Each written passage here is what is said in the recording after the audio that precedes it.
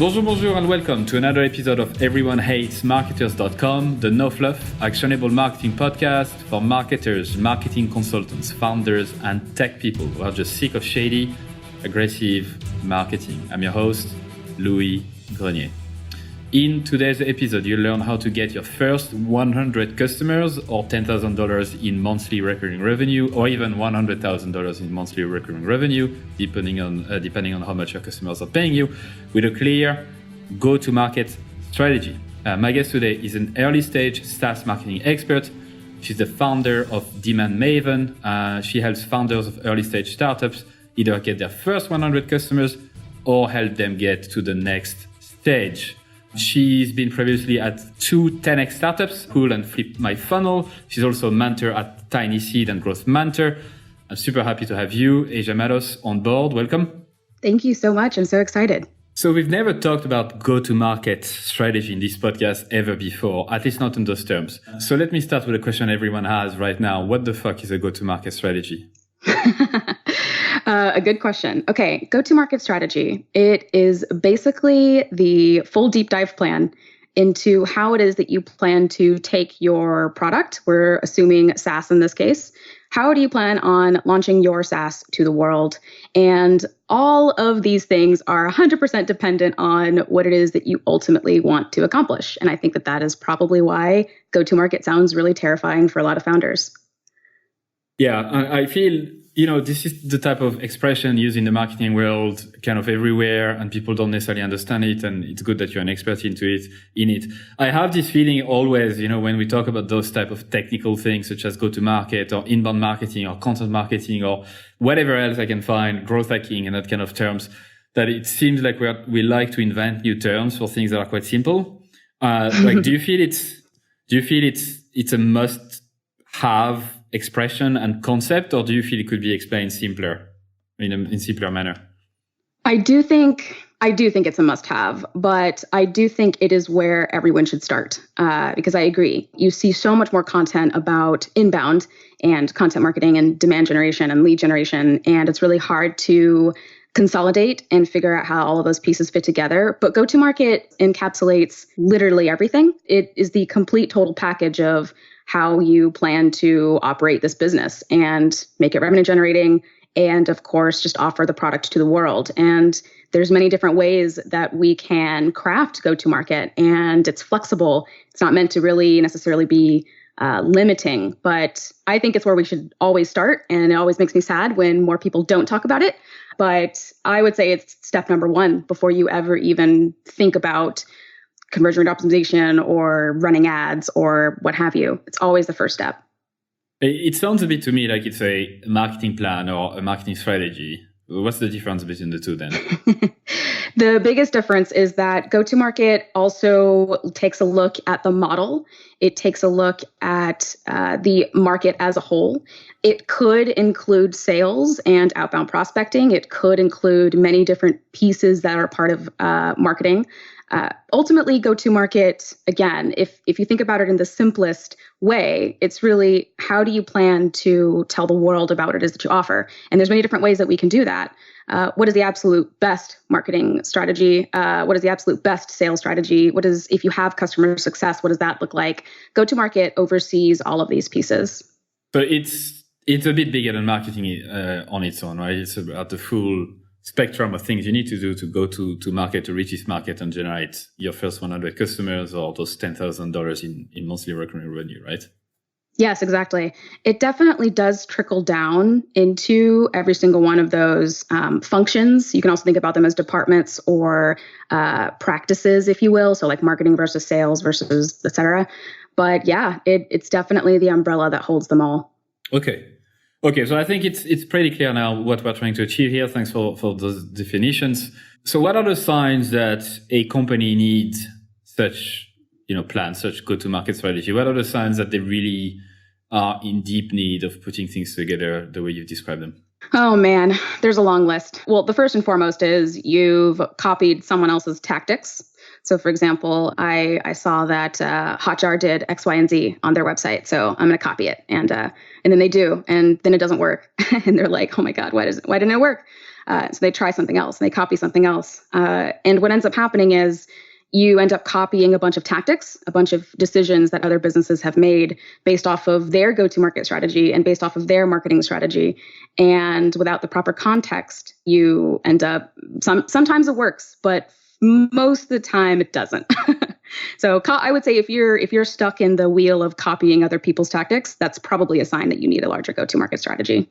Yeah, that's from experience. Those people tend to really, focus on their competitors so much that they forget about their most important people, which are their customers or their markets or their potential customers.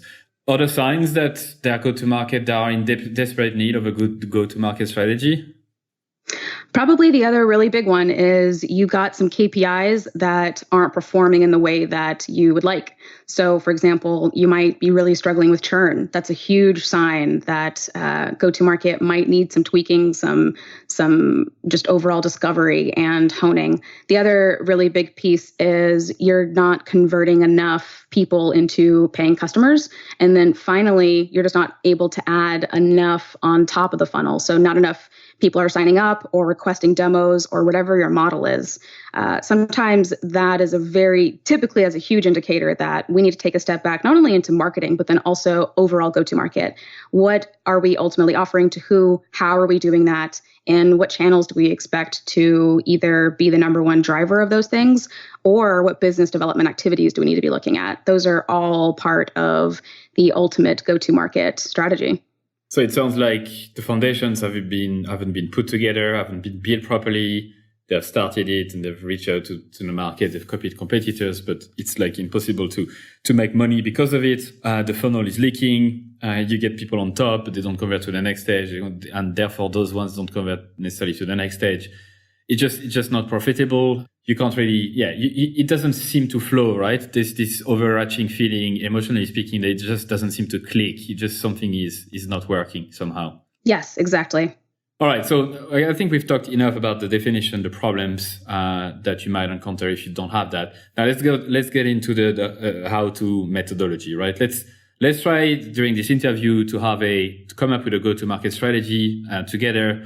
You might want to use some past clients as example or fictitious example if you want to, but let's try to have a method that folks listening to this right now can use in their business after this episode. Yeah? Absolutely. Sounds great. So what would be step one? What do you do first? Okay. Well, before we get into step one, I just want to make two assumptions. The first is that you actually do have a product. So you're a little bit beyond the ideation stage. And the second is that you do have a general sense of the pain that it is that you're trying to solve and how your product matches that pain.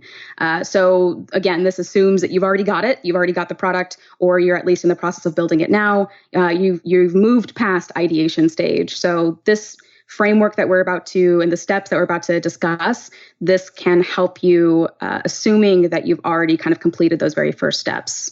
But I would say that the very first step in actual building out go-to-market is starting with a framework that I love to use. And it is not mine, but it is by Brian Balfour. And he talks a lot about it's not just product market fit anymore. Now it's product market model channel. So we've got these 4 quadrants. So if you can imagine yes, a lot of us do start with product market fit first, especially if we're early stage and we're getting to that first 100 or 10K in MRR. But after that, we do also have to consider model and channel. Okay. So let me take a step back a bit. First, as you said, we need to assume you have a product. We need to assume that you have the problems, you understand the pain points of potential the market. And you might want to do that using customer research. We've talked about that multiple times in the podcast. If you don't know about this, just search on Google, Everyone Hates Marketers, customer research. You'll find plenty of episodes. Just wanted to say that. Now, second point that you're making, which is step 1. So let's define just briefly what product market fit stands for. Yes. So product market fit is the marriage, if you will, of the product that it is that you're offering and the market, the people who are ultimately going to use this, pay for it, because we're assuming that you're for profit.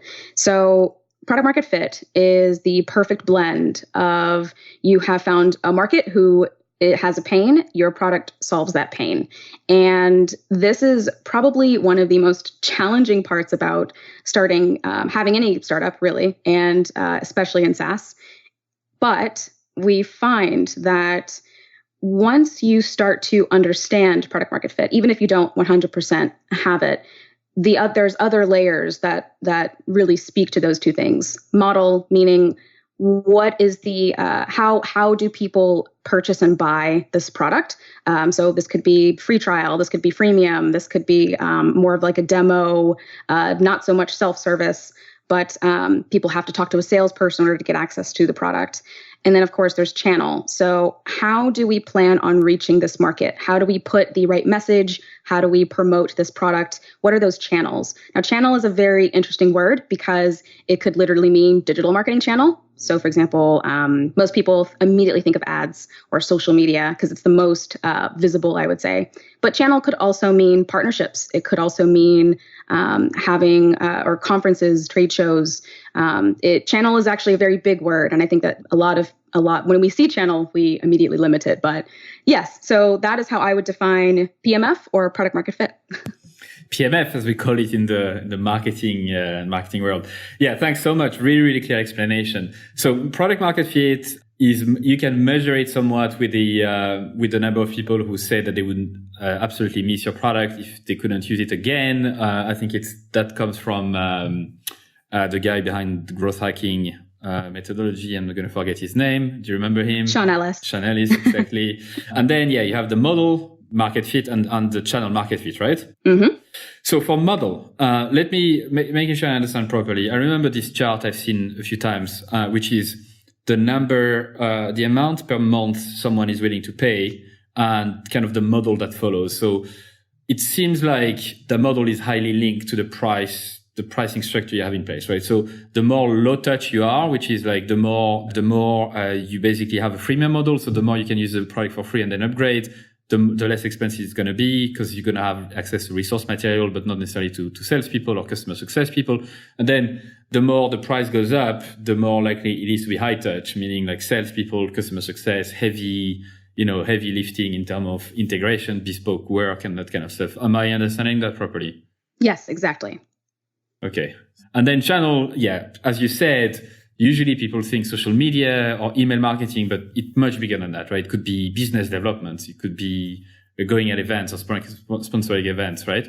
And that's important. Why is it important? So why is it important first to have a model market fit? Why can't you just pick any model for any type of market and just pick the one you prefer?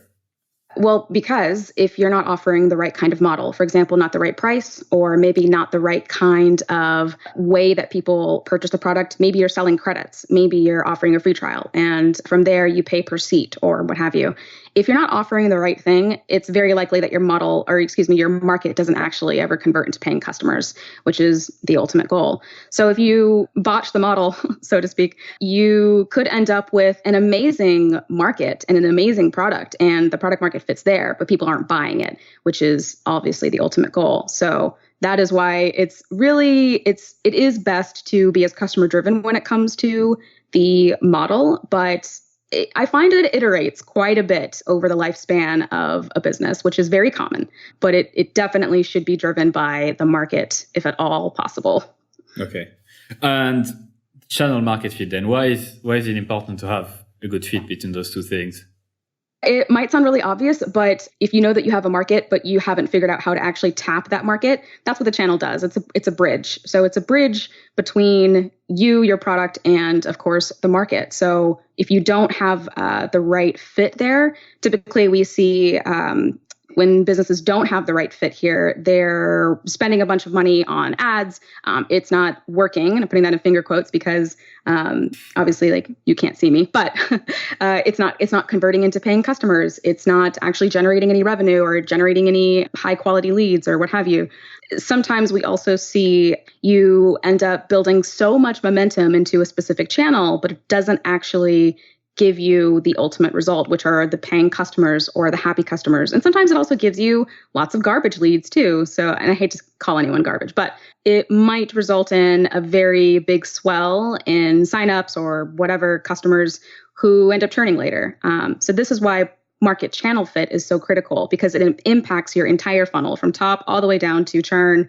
And if this isn't figured out early enough, it could be that you have this amazing, great product, and there are people out there who could use it, but you haven't really figured out how to reach those people. Okay, so we have this framework in place that Brian Balfour came up with that is quite helpful for sure. So we know, like now we have an understanding of what it means, each of those components, but do we fill this framework out now, or what do we do next? Okay. So once you familiarize yourself a little bit with this framework, the next step is, and we're going to unpack pretty much all of these, but we need to answer some very basic questions. The first is, you know who you want to target. The second, you know why you want to target them. Third, you have a rough idea of where you want to target them, aka what channels to use. Fourth, you understand how you want to do this. So what are the models what is the right model? What is the funnel that we need to put in place? And then the last question, and it's really more of a to-do, but you're able to translate all of these answers to these questions into real actionable items. Okay, so quite a lot of questions. So who are you going to target? Why are you going to targeting them? When and how? Okay, so how do we answer those questions? Yes, okay. So right after this, I am very much a believer in to make this as simple and as hunch-free as possible. I like to joke that I'm very much allergic to hunches, even though as marketers we have them all the time. But I'm very much customer-driven. So I want to first start with the customers. And if you are starting with 0 customers, you want to start with prospects, people who could potentially purchase the product or whatever it is that you're offering. Ideally, you'd start with customers if you already have them. And you can start with as little as 15 paying customers. But we're going to start with customer research first, because we need to really understand who it is that we want to target. The steps in terms of how do we actually go throughout this customer research process? Because to me, step number 3 is always customer research. I'm a huge fan of actually getting on the phone with your customers and or prospects. It could be prospects as well. Ideally, you're using customers again, but we are going to ask them some very specific questions about how we would acquire them. And this might sound like so obvious, but you would be surprised at how few people ask their own customers questions about how to acquire them, which I think is obviously that's why we're having this conversation today. Yes, absolutely. So yeah, I'm glad you're mentioning customer research, which I think is an important one. Would you also tap into an audience which would be customers of your competitors? Let's say if you don't have customers just yet, but you are in a similar category, would it make sense to interview people who actually bought a similar solution?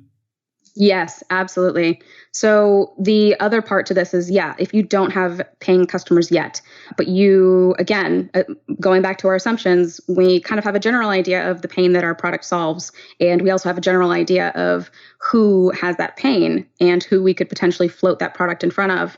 Yes, I would say reach out to people who are using competitors. And if you don't have specific competitors, because sometimes that's possible. So you're kind of creating your own category. If you don't have specific competitors, look at competitive behaviors. What are people doing instead of using your product? So I would also talk, if you're kind of more in that space, I would talk to those people as well. I would consider them prospects.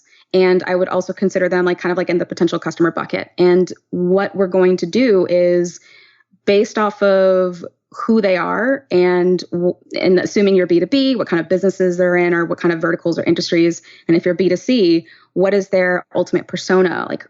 Who are these people? From there, we're going to not only talk to these people, but also figure out how we can generally group what we're hearing from an acquisition perspective. Okay. So before we got into that, just want to come back to actually the model, the channel, and the market. Can you just give me one brief example for an existing company and just illustrating each of those concepts, like the product market fit, maybe not product market fit because we described the fact that they just love it and they keep using it, but more the channel market fit and the model market fit. Let's say, I don't know, any companies that come to mind, even a big one, just to illustrate it a bit. Yeah. Okay. There is actually a company that does come to mind. They are not a big company though yet, but they absolutely will be. It is a company called Motivo. And what Motivo does is there are therapists in the world. And when therapists graduate from college, they need to be able to get some kind of licensure from a supervisor. And a supervisor is basically just another therapist who has been there, done that, and has all kinds of experience. Today, it is incredibly hard for therapists to find supervisors. Typically, they have to either go online and do a bunch of searching, and sometimes they'll find someone who's close to them. And most of the time, though, they won't. So they might have to drive hours to go and meet the supervisor in person. Well, that's really tough for a brand spanking new therapist. They have to, in order for them to practice on their own, they have to get the supervisor. What it does is offer a online platform for therapists to find supervisors and also to have their supervisor meetings together completely virtually, all online through video hosting and just using modern technology. Now, in terms of how it is that we discovered how to find these therapists, we 100% hopped on the phone with them and just talked to them. And it sounds so simple. And part of it is because it is. The other part of it, though, is asking the right questions. The way that we reverse engineered our go-to-market strategy, which is the way that we can just know and we can absolutely reverse engineer it. But the way that we did that was hopping on the phone, talking to them. We asked questions around how they were currently finding their supervisors, because there is not really a competitor to what Motivo does. But there is, however, a very huge competitive behavior, and that's simply searching for it, finding supervisors on their own through a number of different directories. No one is offering the product, but that is exactly how they're finding their own supervisors and connecting with them. But the only way that we found that out was by actually talking to them and asking those questions. If you weren't using Motivo today, how would you go about finding a clinical supervisor? And the number one answer for 90% of the people that we talked to was the same. That was a pattern that we recognized among all of those therapists that we talked to. And that's how you discovered the channel as well, no? Not just one channel, but actually several. Organic search was probably the number one thing, and that was where we decided to not only invest in organic search, but also invest in paid search as well, because paid in that case would be valuable for us. Right. And as we, over time, were spinning up organic search, or SEO, we would actually be able to, in many ways, kind of kill two birds with one stone, be able to spin up enough demand immediately, and then, of course, over time, reduce the cost that it would take to acquire those leads. It ended up being extremely successful. I'm very proud to say that they were able to triple their MRR in a very short amount of time, which was very cool. Ton of fun. Yeah. Nice one. So going back to the questions then. So what are the questions you must ask those customers? There's definitely a few that are my absolute favorites that I try to ask pretty much every single time. But the first and foremost is if you weren't using X, or that could be your product or a competitor, what would you be doing instead? And the next question I would ask is pretty much always some form of, when you want to learn more about either your role or your industry, assuming you're B2B, could also be a skill set or something related to your product. But if you want to go and learn more about X, where would you go? How would, and who? Is there anyone in particular who influences that for you? You're going to get a number of associations. Some people will say channels. Others will tell you all about blogs that they read, or all kinds of different content ideas, of course. But this also gives me a sense of who influences the ultimate customer and what influences the ultimate customer. This could be literally people, well-known names in that particular industry or vertical. Could also be like mommy bloggers or whoever it is that you're going after. But that question is pretty critical for unpacking some of those acquisition channels that you might not be thinking of. And then there's a third question that I always try to ask, but it's what would have prevented you from signing up today?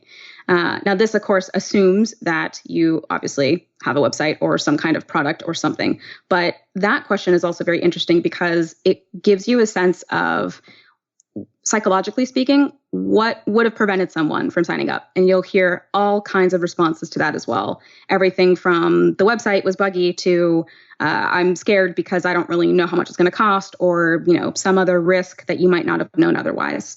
And then, of course, you can leverage all that information for pretty much everything marketing related and go-to-market related. But it's something also that founders especially need to be aware of. They need to know, psychologically speaking, what are you dealing with customer-wise? So critical. Nice. So first question, if you couldn't use this product, what would you do instead? Where do you go to learn about the main topic, or if you're talking to a marketer, where do you go to learn about marketing? Then finally, what, if anything, would have stopped you from buying from us or signing up or something like that? Yeah. Exactly. So one thing I would say on those questions from experience, what seems to happen a bit is asking questions about the future. Sometimes you get a bit of a bullshit answer. People like to make themselves seem quite smart and say, oh, I would learn and I'd go to conversionexcel.com, or I would go at conferences. But if you ask them in the past and say, okay, in the last 3 months, where did you actually go to learn? And maybe show me not as far as show me your browser history, but just really think back, where did you learn? So I'm curious, have you tried the two approaches? Do you find there is a lot of bullshit answer from future worded questions, or do you feel it's quite accurate?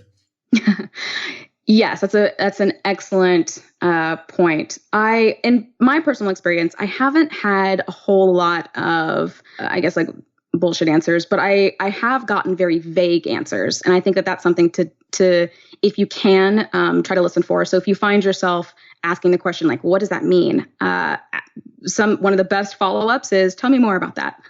I will say, in terms of adding a time layer, yes, if you can, add the caveat of, in the last 3 months, how did you actually do this? What were some very real examples? Because I agree with you. I think a lot of people do like to think that oh yeah, I totally use this resource all the time. But yes, I think some kind of timestamp, if you will, definitely helps. Sometimes I also like to, even before asking that question, go through the process. Talk to me about how you did do this. And that way it's much more fact-based and truth-based and very real, and not what-if scenarios. But yes, I completely agree. Avoiding those is ideally best. But then if anything does sound vague, I never hesitate to follow up with tell me more about that, or help me understand. I find I get some pretty good answers and much more specific detail that I wouldn't have gotten otherwise.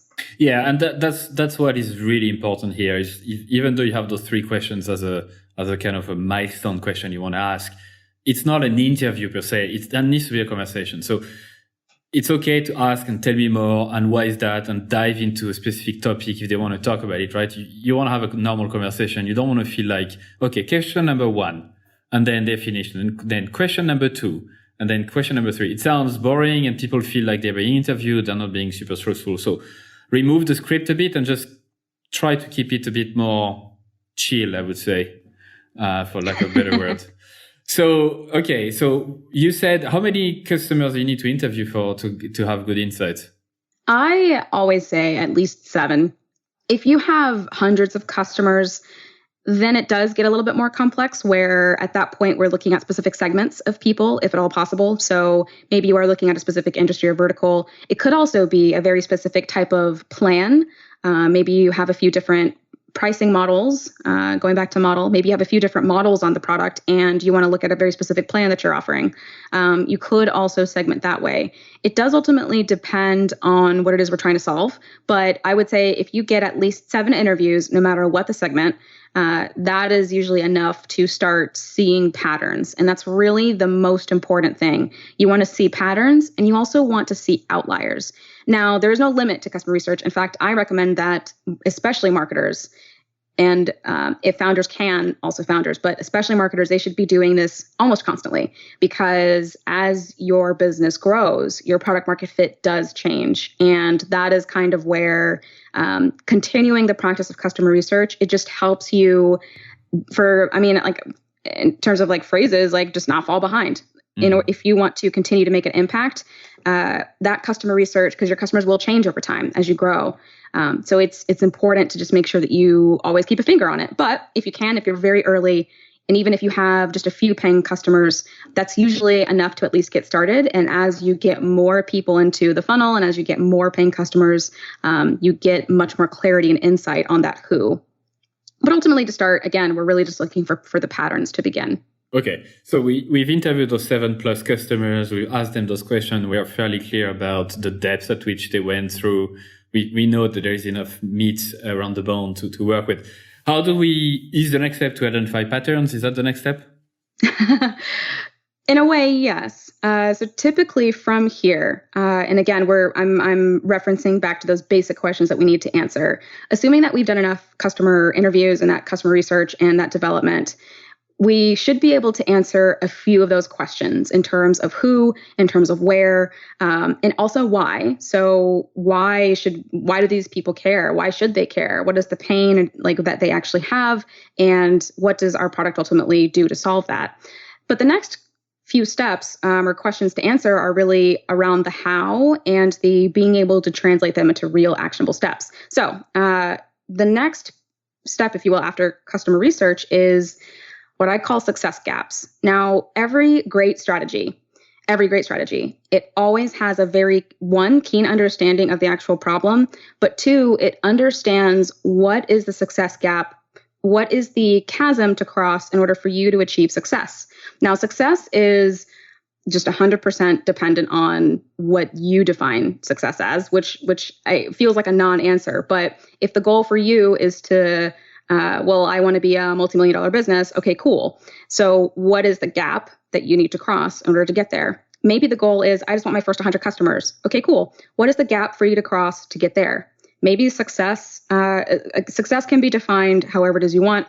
But ultimately, we need to be able to reverse engineer the go-to-market strategy by first defining what is the gap that we're trying to cross?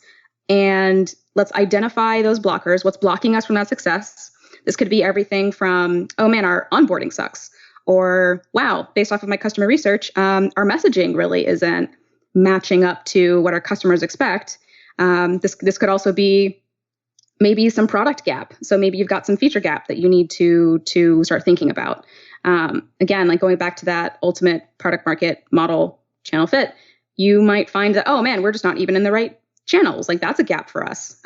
But ultimately taking a step back and saying, okay, what is the gap preventing us from success? What are our success gaps? If you're able to keenly identify what's blocking you, you'll be able to define, you not only will you have a much more solid strategy, but you'll also have a very clear understanding of the problem. And strategy ultimately solves problems. That's what we're trying to accomplish. I'm so glad you're mentioning this. I've been nodding like an idiot for the last 2 minutes because of it. So there's a very good book about it. You probably have read it called Good Strategy, Bad Strategy. Yes. Yes. Okay. So that's where it's coming from as well. And yes, so this book really clearly defines what a strategy is and it isn't. A strategy is really not this type of like visionary bullshit with no action attached, right? So exactly as you said, a strategy is parts. I think there's 3 parts, right? So first, it's a diagnosis of the current situation, right? It's like exactly as you said, what are the problems preventing us from reaching our objective? You call them success gaps. So you've identified the success gaps. Then you have some sort of a signpost, a guiding policy that tells you we're going to solve those problems doing this, right? And what is implied in this is that you also mention what you're not going to do, right? This is as important as what you're going to do. And then finally, an action plan to solve those gaps, right? So I really much love this way of talking about what a strategy is, because I see so many people using the word strategy that means completely different stuff. But when you do it this way, it's really about solving those problems one by one. And it's not about just a visionary tale that just is not actionable. So thanks for mentioning that. I'm glad you're saying this. So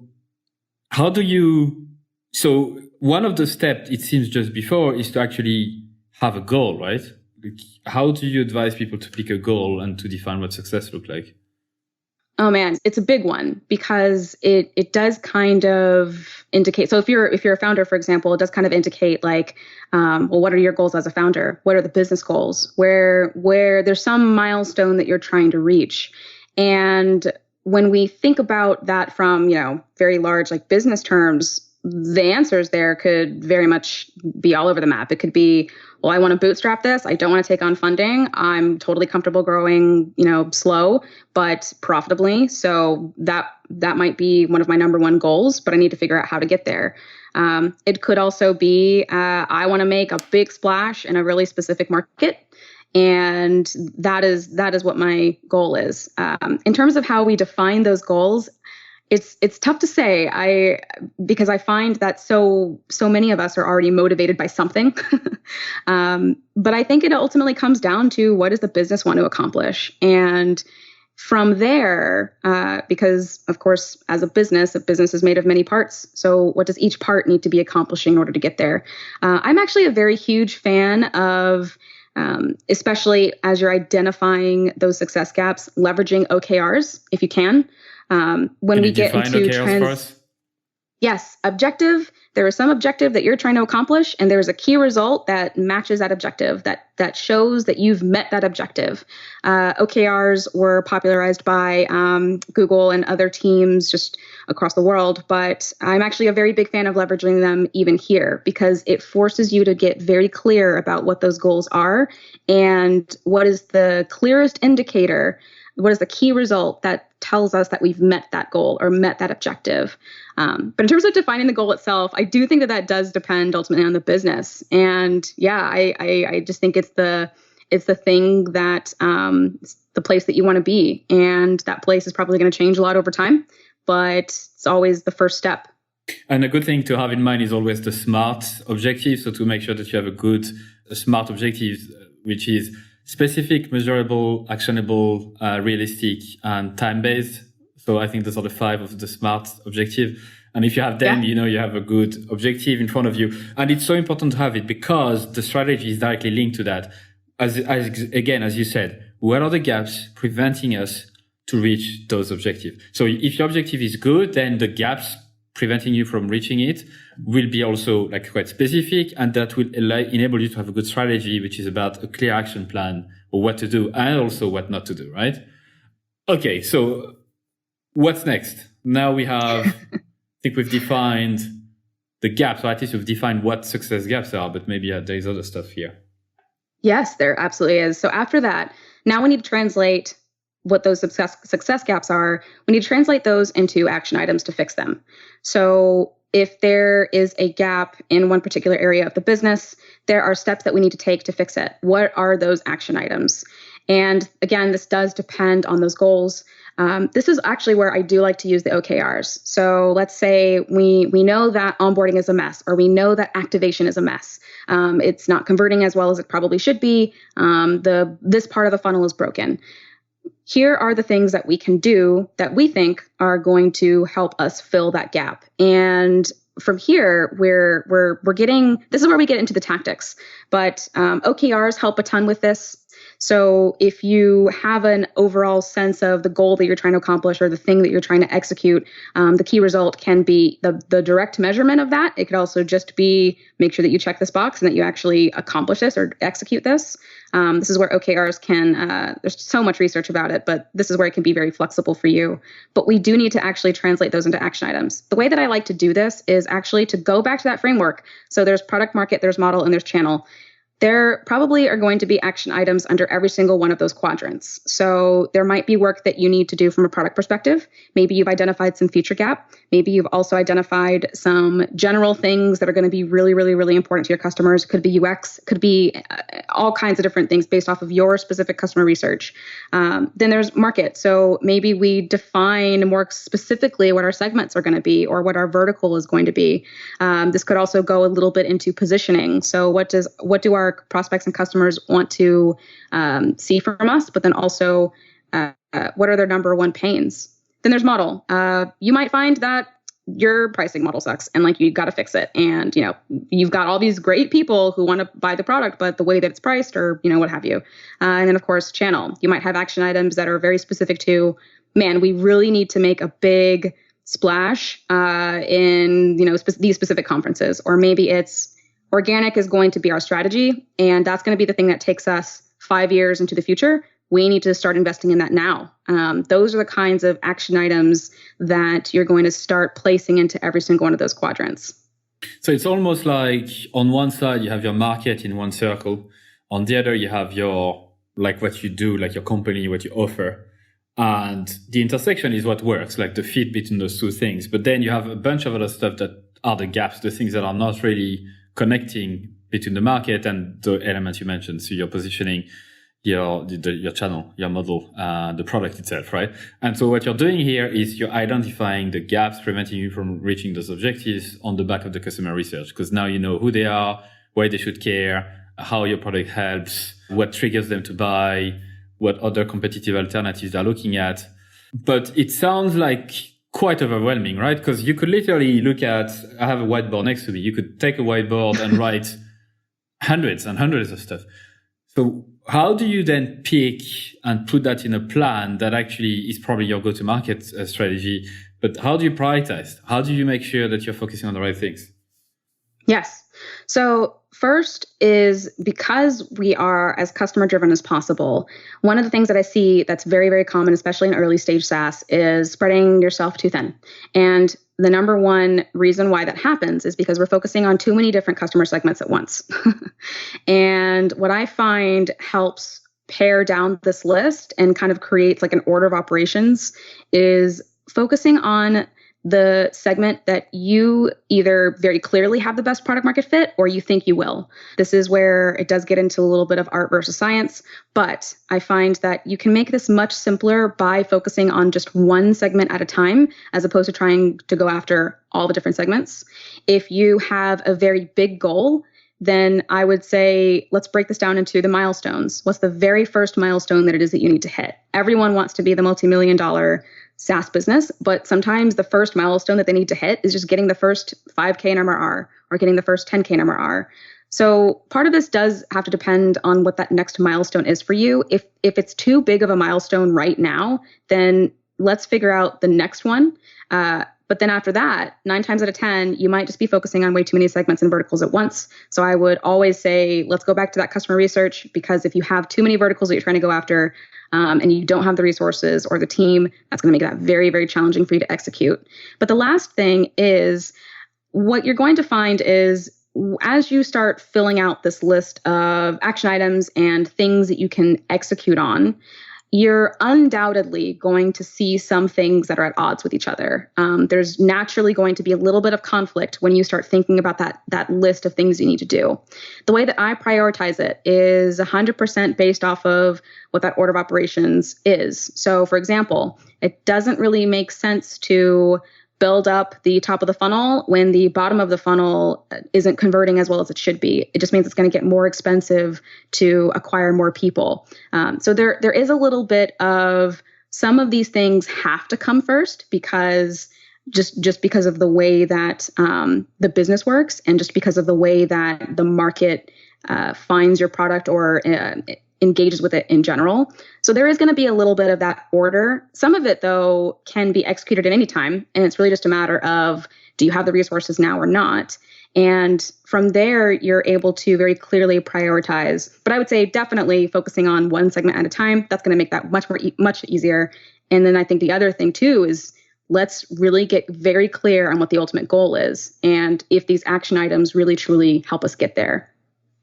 I have a hunch that you will agree with me on this, but I'm not 100% sure. The reason why it's written on your website, but wanted to check with you. When we talk about customer segments, my personal view is that we should not only talk about demographics, which are like which industry they are, what are their role. There's one thing that people tend to forget a lot, especially in marketing, is the psychographic element, right? What are their beliefs? What do they believe that most people don't? What are the things that they have in common? Not necessarily from their demographic standpoint, but what do they have in common from what they believe? And usually that leads to some much better messaging, much better, like it clicks better when you talk about it from a psychographic standpoint instead of demographic. So what are your views on this? I 100% agree. I actually call it targeting the mindset.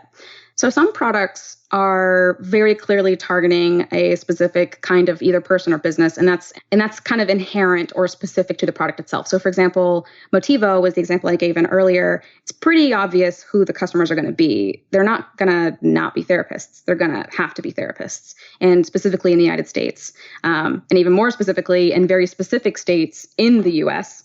That's a very clear segment. And we can actually get even deeper into that and into the weeds of what that looks like. But sometimes you're targeting a mindset. And that scares a lot of people because it does mean that you have to actually understand the psychology of those people. But when you target a mindset, they could look on paper like really anyone.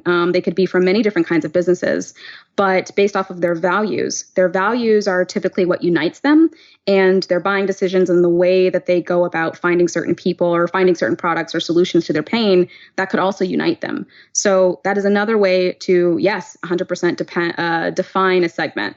And I think that this is where a lot of people do get very scared because they feel like, well, there's all kinds of different segments I could go after. I always like to bring it back to let's make sure that we're focused on who do we know are going to be the best fit paying customers, or who do we think are likely to be the absolute best paying customer. Those are that customer driven approach. If we have data on this, great, that we can use to validate this, awesome. If we don't have data on this, then that's where that customer research and that development and that discovery does help so much. But ultimately, at the end of the day, if assuming that you're looking at building that profitability into the business, we have to focus on the customers that are probably already paying or are likely to be the best fit paying. That helps us all also stay focused. Yeah, there's a good book on psychographics, not only on psychographics, but Seth Godin in his latest book, This is Marketing, talks about it quite a lot. And he says to start with psychographics instead of demographics. And very much agree with that. So before we go further, is there, in the questions we asked, right, it doesn't seem to be a specific question around the mindset. So how do you find it out? Yeah.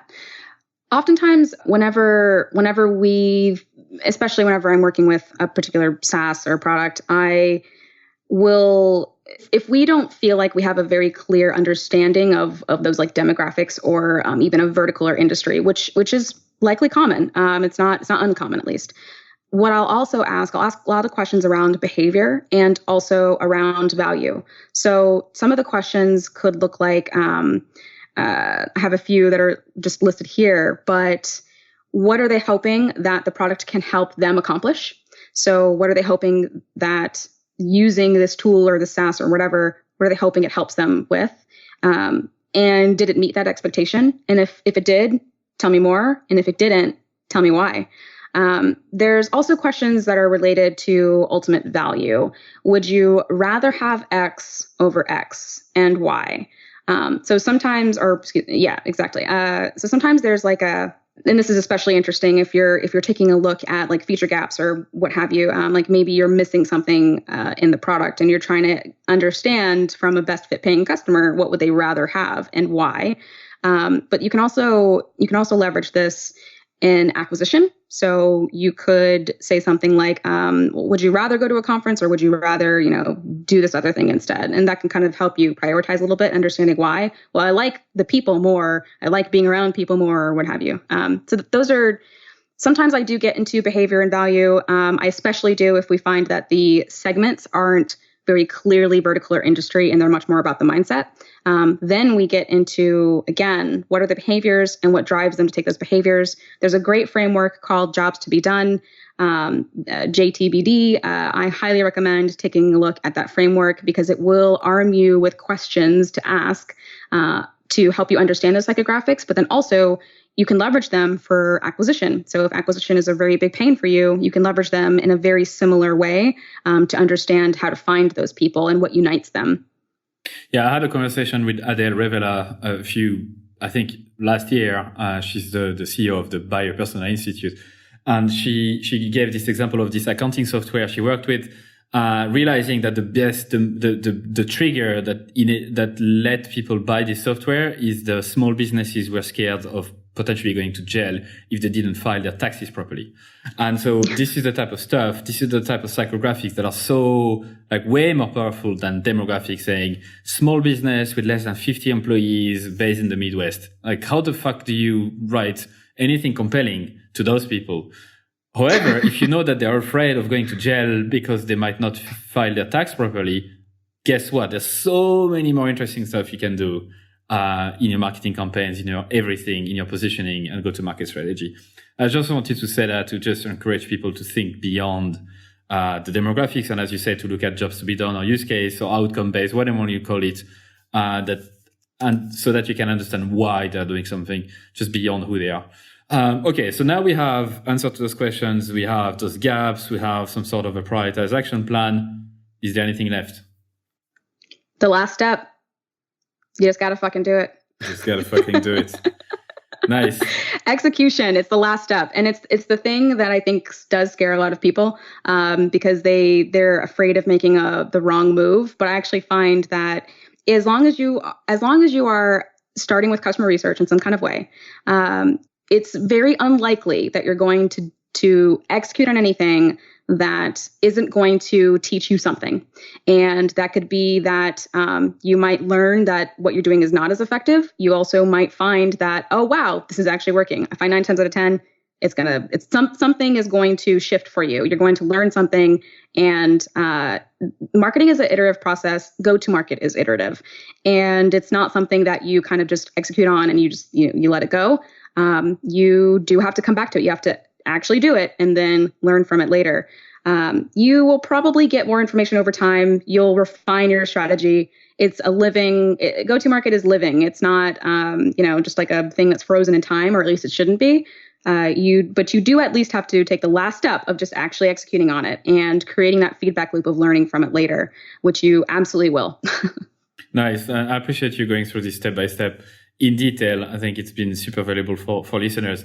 Before I ask you a few last questions, I usually ask my guest, if you had to select the biggest mistake that companies make once they've built this go-to-market strategy, what would it be?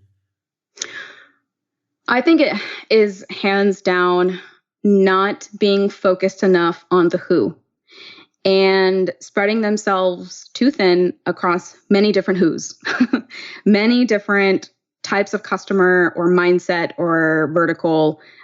Depending on your business, you might be focused on a few of those different things, but especially in the early days, I give this metaphor all the time, but in the early days, it's kind of like rolling a bowling ball down an alley and trying to hit all the pins. And ideally, you want to strike pretty much every single time. But the reality is that when you're early stage, you don't have a whole lot of resources or time. Your bowling ball is like this big. It's like the size of a golf ball.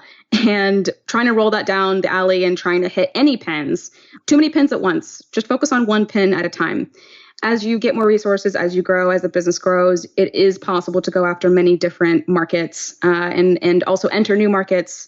You always have time to expand and grow. But I think that the number one mistake is just focusing on way too many different segments at once and therefore spreading yourself too thin. And when you spread yourself too thin, you don't make any momentum in anything, which I think is far worse. And you lose time. And I think that that's the biggest thing. So that's my number one piece of feedback is just be aggressively, violently focused on who it is that you're going after. Yeah. To me, marketing is really not about choosing who to go after and what to do. It's really about choosing who not to go after and what not to do, really, because there's a mountain of possibilities, right? You look at your competitors, you interview customers, you get advice from others, you get like feedback, you get so many input that if you just actually try to output as many input as you get, it's just going to be incredibly messy and you're going to fail. So you're going to have to take some, as you said, like aggressively focus, and it's going to be painful, but that's what is required to build a good business and actually reach those 100 first customer or $10,000 in MRR or even $100,000 in monthly recurring revenue. So what do you think marketers should learn today that will help them in the next 10 years, 20 years, 50 years? I actually think and I kid you not, like even before you mentioned Seth Godin, I actually do think it's a psychology game. I think a lot of people have this concept that marketing is just a push game, but I actually find it's really a psychological game. It's an understanding and an empathy game. And I think that as long as you as long as you stay true to what that psychology is around solving some kind of either pain or what's in it for them, as long as you're able to very specifically identify and answer that question, marketing will always be a function that attracts the right people to what it is that you're offering. And the thing that I always go back to is people don't buy products for no reason. And it's the marketer's job to understand what that reason is for your specific product. If you don't understand that, it's going to be so hard for you to craft anything marketing wise and have it be effective. I think that that's going to be the thing that stays true even 10, 20 years from now, as long as we're very crystal clear and curious enough to understand that psychology of why someone does something, why someone takes a specific action. That's going to be the thing I think that keeps marketers in their careers, honestly. Yep, completely agree. Maybe on the back of that, what are the top 3 resources you'd recommend listeners? Ooh, top 3 resources. Okay. Well, first is definitely Forget the Funnel. Claire Selentrop and Gia, they are probably just hands down my favorite marketers. There's many others too, but their resource, Forget the Funnel, is, I would just say every marketer needs to, whether they're in SaaS or not, every marketer needs to take a look at what they're producing. They're producing some amazing stuff. The second resource I would say is probably, oh gosh, this is going to sound terrible, but Twitter. There's so many marketers on Twitter who are constantly teaching other people, tons of people to learn from, and just a great network overall. That's actually where I've met most of my online friends, which sounds, oh God, so millennial and internet. And I think that the last resource, I wouldn't underestimate the old school books. So Good Strategy, Bad Strategy, that's definitely a book I recommend. But I actually do think that there's so much knowledge in books that so many of us have ignored, or maybe we just haven't been exposed to or seen. I'm very much a reader and also a listener. So, Audible, come at me if you want to do like a promo or something. But I think actually books are great. Good Strategy, Bad Strategy, a wonderful resource. And there's so much more to be learned from some of those authors. But yeah, those are my 3 very, 2 definitely super lame, but Forget the Funnel. I mean, definitely take a look at those guys. Like they're amazing. Yeah, I agree with you. And I wouldn't say that those resources are lame. I think it's the most basic and simple that people tend to forget. So thank you for mentioning them. And thanks for your time. Thanks also for taking the time to go through this step by step. Where can people learn more from you, connect with you? Well, definitely Twitter, at Asia Matos. Please come and talk to me. I am very vocal almost all the time. But also demandmaven.io is my website. Happy to answer any questions. I'm an open book. If you decide to, there's an offering for a marketing strategy call. You can actually get it for free. Just use the promo code HOTJAR and you'll be able to get a totally free marketing strategy call. Pick my brain, talk to me. Totally open book. Like I said, I hold nothing back. Nice. But yeah, those are the places to find me. So yeah, promo code, a nice promo code. Cool. Thanks for that. I can see you haven't forgotten your marketing skills. Thanks again for this hour of insight. Really appreciate it. Thanks, Asia. Thank you so much. That's it for another episode of EveryoneHatesMarketers.com. And this is the moment where I tell you to subscribe to our email list. So before you leave and go to another podcast or listen to another episode, I don't treat email list the way people usually treat their email list. I really treat that as a one-to-one conversation. So I'm going to send you very short and personal emails every 2 weeks, I would say. I'll inform you of guests in advance. I'll share with you my numbers and how many listens we get. And I'll also ask you for your feedback in terms of the questions we can ask future guests. And perhaps I can also have you on the show someday. So don't be afraid to subscribe. I'm not going to spam you, and you can always unsubscribe for sure if you wish. The second thing we need from you is your harsh and honest feedback.